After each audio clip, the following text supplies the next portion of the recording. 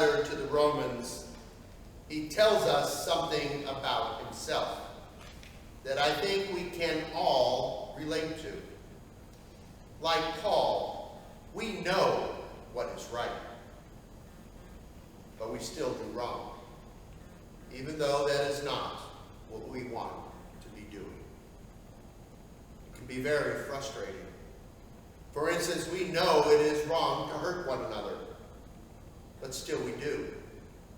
Through our words, our actions, our silence, our inactions, both knowingly and unknowingly, we do what we know in our hearts is not right.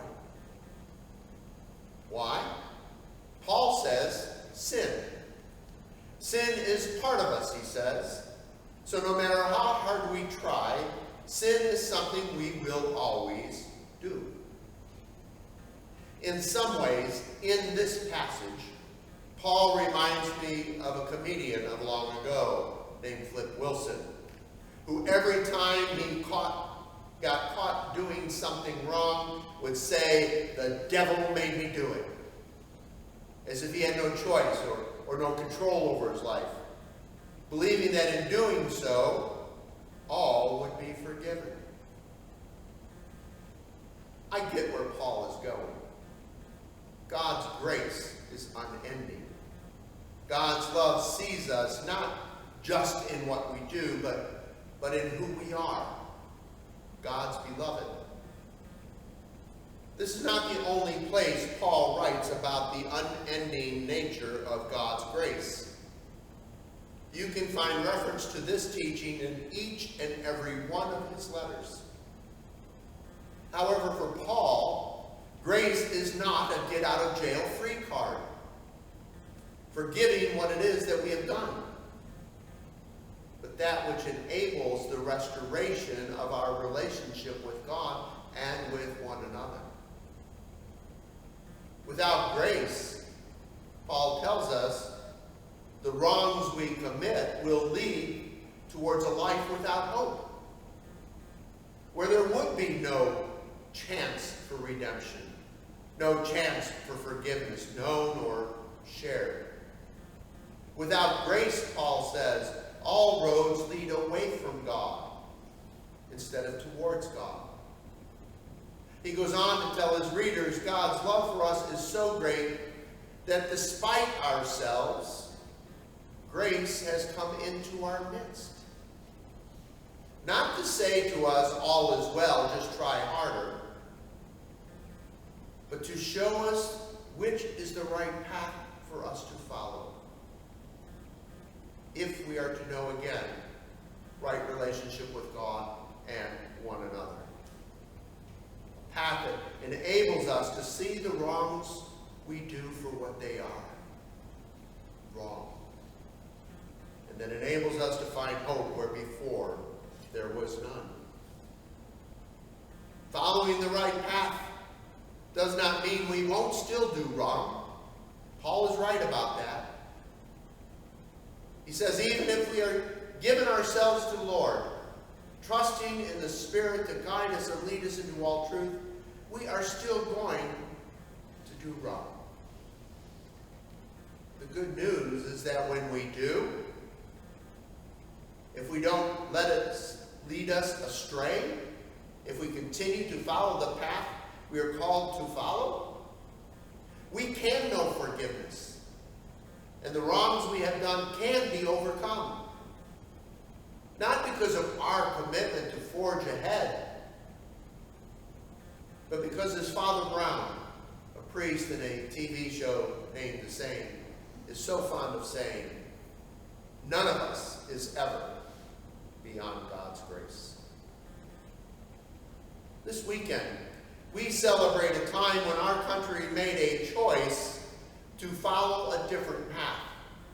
One that envisioned, if followed, would lead us to prosperity, to a place where as one people, we might enjoy the many blessings that God offers.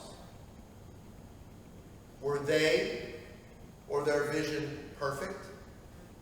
Not hardly. They and their visions were flawed. But as we have continued our journey along this new pathway, we have changed.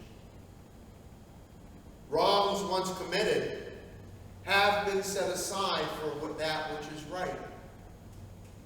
The problem is, we still struggle to define what is right. Why? Because we still try to do this in human terms instead of the divine. This is not the first time we have done this. The book of Leviticus is an entire collection of ways we, as humans, have tried to redefine what God says is right. Ways that speak more to our humanity than God's divinity.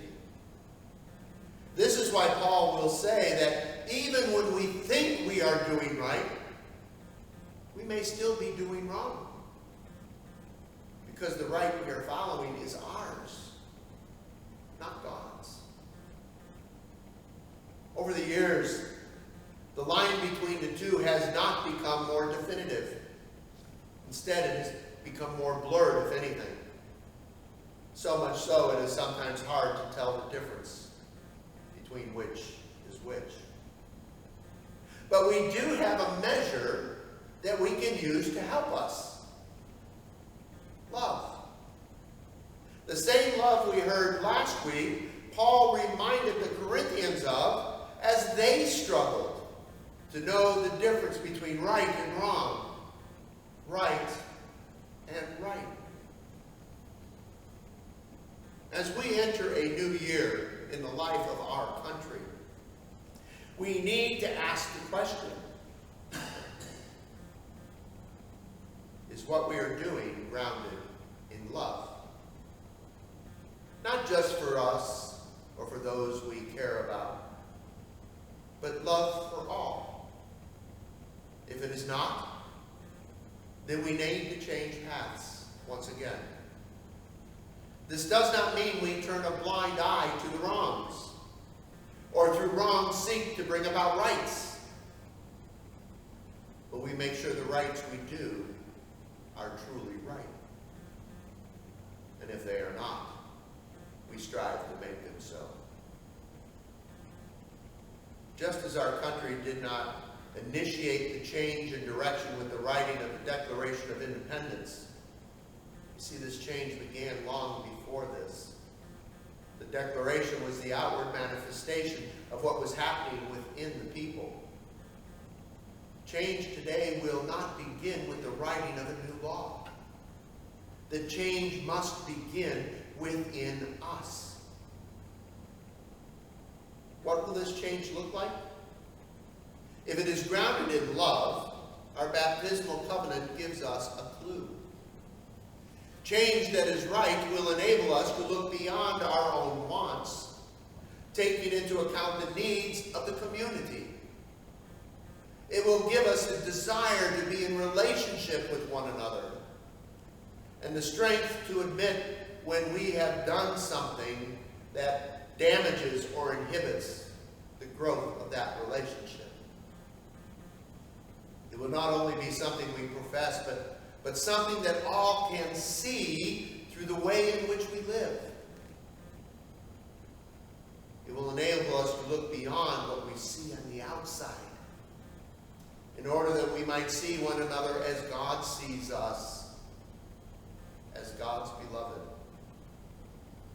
And it will bring about justice and peace, not through force, but love.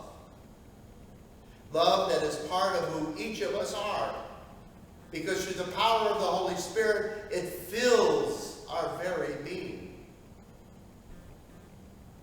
The sense of oneness the founding fathers envisioned is not so different from the oneness God seeks for us. To know it, we must change, or at least be open to change. Change that arises out of the oneness we share in with one another. As citizens of this country, and and through the indwelling of the Holy Spirit. As we continue our journey, we have hope in what lies ahead. But we must always be mindful of the past.